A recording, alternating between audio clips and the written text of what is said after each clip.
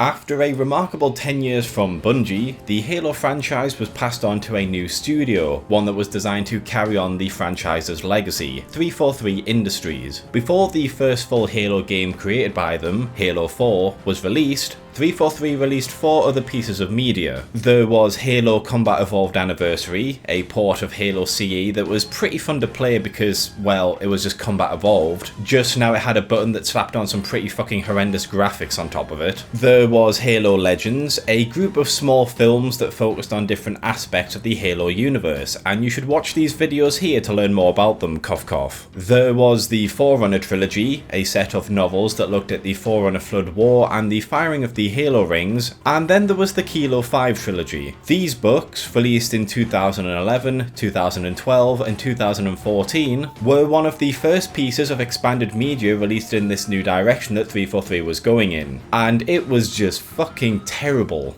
Good concept, sure, we'll talk about that when we get to it, but the stories were just awful. The Kilo 5 trilogy focuses on Kilo 5, a group of individuals that are brought together to run espionage operations for Oni. You have Osman, a failed Spartan 2 subject who is in charge of the group, and she's also the protege of Oni Commander-in-Chief Parangoski. You have Naomi, a Spartan 2, you have Malcolm, Leanne and Vasily, 3 ODSTs, Phillips, a scientist who specialises in studying the elite, and Black Box, an AI. We follow this team as they try and sow civil unrest in the elite, and later deal with an insurrectionist terrorist group that is targeting Oni and the UNSC. Now, let's start at the beginning. The main story of the books is the Sanghelios Civil War and Kilo 5's attempts to keep it going. Humanity and the elite have been killing each other for nearly 3 decades now, and as such, despite the reveal that the Forerunners weren't gods, meaning they killed tens of billions of humans and glassed dozens of worlds for no reason, some of the elite still want to finish humanity off, believing there cannot be peace between the two races. This, of course, puts them at odds with the Arbiter, who willingly fought alongside humanity for the greater good and wishes to keep the peace with Lord Hood and the rest of humanity for the benefits of both species. As such, tensions on Sanghelios have grown to the point where full-blown war between the Arbiter's forces and the other keeps on the planet is virtually inevitable. Now, Oni have plenty of information regarding what's going on, and as such they want Kilo 5 to keep the civil war going so the elites will be too busy fighting each other to try and fight humanity, giving them the chance to find a way to permanently wipe out the elites if they need to do it. Now, how do Oni want Kilo 5 to keep the war going? They want to do this by helping the elite rebels to kill the Arbiter. 2 problems with this. For a start, the Arbiter is one of the few faction leaders on Sanghelios that actively wants to help humanity. Most of the leaders on Sanghelios either don't care about humanity and just want to focus on their own world, regrowing their lost empire, or they still actively hate humanity, either due to still believing in the Forerunners or because there's just too much animosity for them to just leave the conflicts behind them. Choosing to try and help kill one of the few alien diplomats that's trying to work with humanity isn't exactly a smart choice. But alright, the Arbiter was once their enemy. Less than a year ago he was actively hunting down and destroying humanity wherever he found it. So making sure that he's weakened so he never turns on them again could be understandable. Except the Arbiter is on the back foot in this conflict. While there are many different factions that are smaller than his, they are willing to work together because they don't agree with the Arbiter that peace is possible, and Oni should know this because they are in contact and helping one of these rebel cells, who is more than happy to inform them of their goals and the politics on Sanghelios. In summary, the main story in the first 2 books focuses on Kilo 5 attempting to sabotage the Sangheli by keeping them in a constant state of civil war so they can't attack humanity, and their plan for doing this involves them deciding to side with the terrorists, many of which still want to kill humanity, so they can kill the Arbiter, who is the only elite leader willing to make peace with humanity and is currently losing the civil war. The only reason Arbiter and his forces aren't destroyed is because Lord Hood arrives on the Infinity and just starts nuking the rebels from orbit, saving his life. If Lord Hood didn't do this, then Kilo 5's mission would have been successful, the rebels would have won, and then they would have just gone on to attack humanity afterwards. I shouldn't have to explain to you how choosing to attack your only ally who is currently losing isn't the most tactical decision. The thing that annoys me the most about this is it's a really great story that could have worked wonderfully, showing us the darker sides of Oni and humanity as they decide to take the most extreme solution for their own survival. In fact, this entire plotline requires one simple change and then it would have worked perfectly, and that's just make the Arbiter winning. He's a hero to the Sangheli who freed them from the lies of the Covenant. Just make him the ruler of Sangheli Sanghelios who's struggling to deal with splinter factions that are trying to undermine him, and have Kilo 5 help them so the Arbiter's power isn't able to spread out into the galaxy.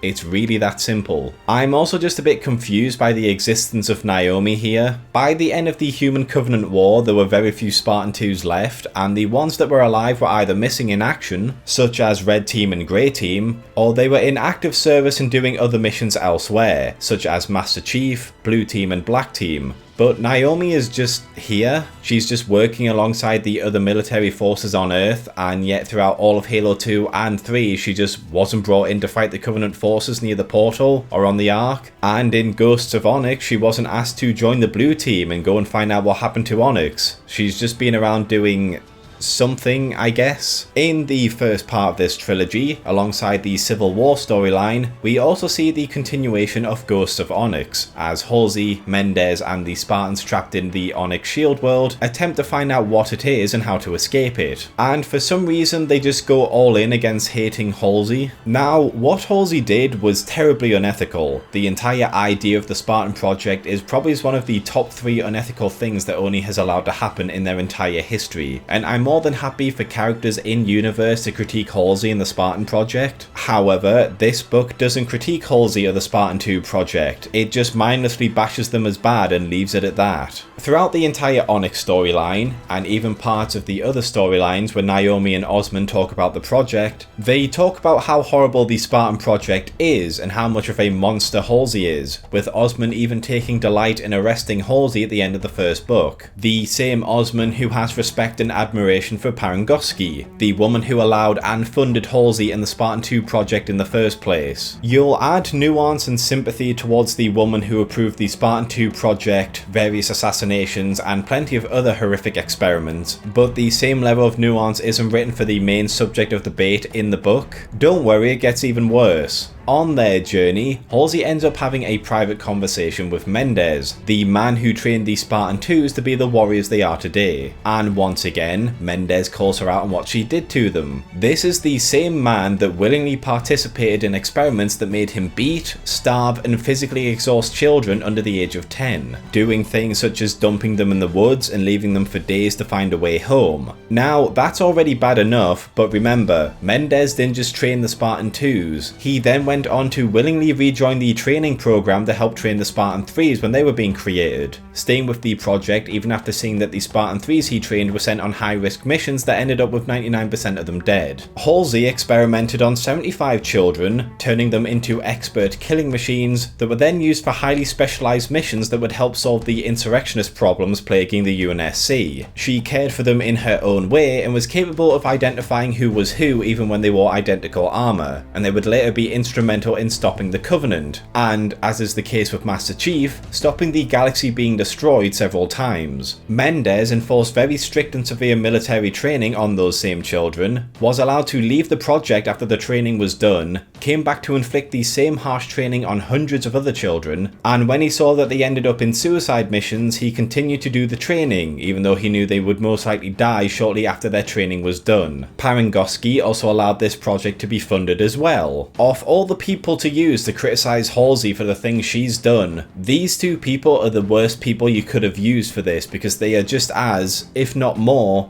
guilty than she is. So naturally, these critiques just fall apart. The final hilarious thing that comes to mind with Glasslands is when Lucy finally regains the ability to talk. Lucy is one of the only 2 Spartan 3s who have survived a mission they were sent on, but she was so traumatized by the experience that she stopped speaking. In the novel, Halsey and the rest come across an engineer who is able to take them out of the shield world and make contact with the outside world, but refuses to do so as it still believes they might be attacked by the Flood, unaware that the rings were fired and the Flood were wiped out. Halsey then decides to threaten it, and Lucy, who has befriended the engineer, then decides to beat Halsey in a PTSD-induced frenzy to stop her from threatening it, with her screaming the words no and finally beginning to talk again. I shouldn't have to point out to you how a genetically altered super soldier punching a 70-year-old woman in the head repeatedly should have turned Halsey into jam. Instead, Halsey treats it like she was punched by a small child and she suffers no long-term injury from this. On to the second book in the trilogy, The Thursday War, and as stated, this is a continuation of the Civil War storyline, so most of the problems in the first novel apply to this one.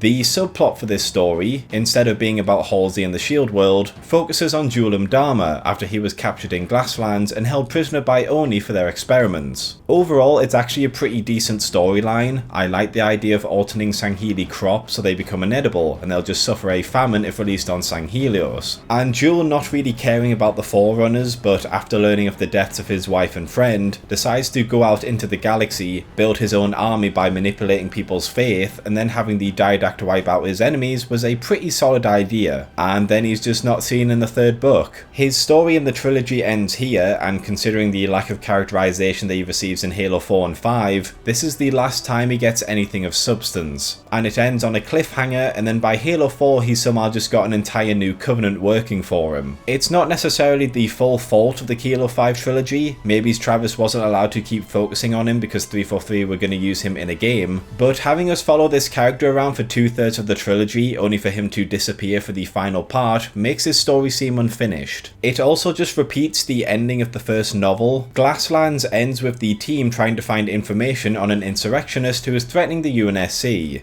In Thursday War, they have to stop this investigation right at the start to continue the Civil War plotline. And then after the assault on the Arbiter is foiled and the Civil War dies down a bit, they go back again to try and find more information on the insurrectionist. You could have just cut one of these endings and you really wouldn't have lost any information you needed to understand the plot. On to the final book now, Mortal Dictata, and remember earlier when I said that Civil War was the main story for the first 2 books only? Well, that's because this one just kind of stops following that. That whole storyline barely even comes back up, mostly just focusing on the terrorist plot and the Jackal Empire subplot that I'm also going to rip apart. So you've had 2 novels of build up to a plot line and then it just proceeds to ignore it. The most annoying thing about this elite terrorist subplot is this story does get concluded, you just have to go and buy a completely different piece of media in order to see it. What isn't seen again is any of the experiments that Oni have been doing against the elites. You would think that an entire subplot that looks at the different ways that Oni could slowly pick the elites off would come back up again. But no, it's swept to the side for a new batch of plots that have been barely set up. Now, as this novel had to wrap up some character plot lines, it focuses mostly on the insurrectionist storyline, and to be honest, it's quite predictable, and because it's had such little focus, it doesn't really have a big impact and payoff. The insurrectionist, Staffan, wants to use a Covenant ship to threaten the UNSC if they don't reveal the truth about the Spartan 2 project, as his daughter was one of the people kidnapped from it. Kilo 5 go to stop him, Naomi reveals that she is his daughter, he stops his threats, and then he manages to escape as Kilo 5 and the Jackal sabotage the Covenant ship.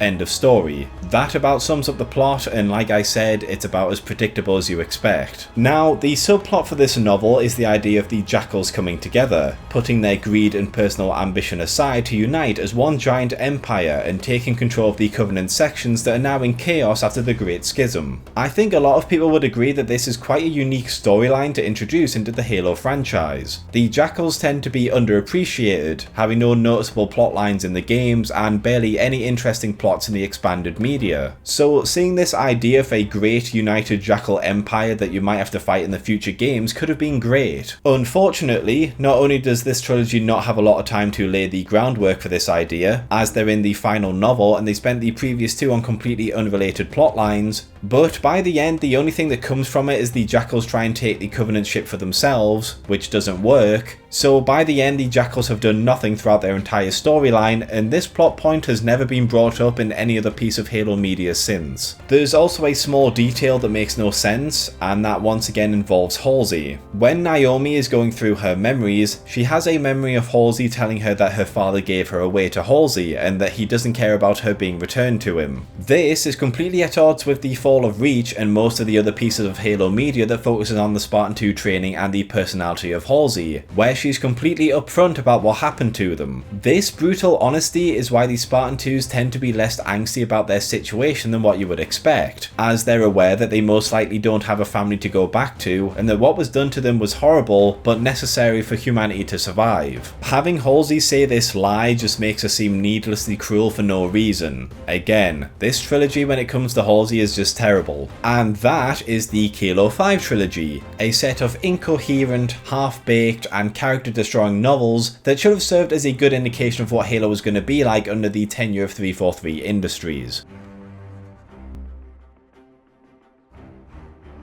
Thanks for watching, lads and lasses. If you enjoyed this video, please consider liking, subscribing and checking out some of my other videos. Sharing always helps, and if you're feeling really generous, please consider my Patreon or YouTube membership. But most of all, I just hope you had a great day, and hopefully I will see you in the next video.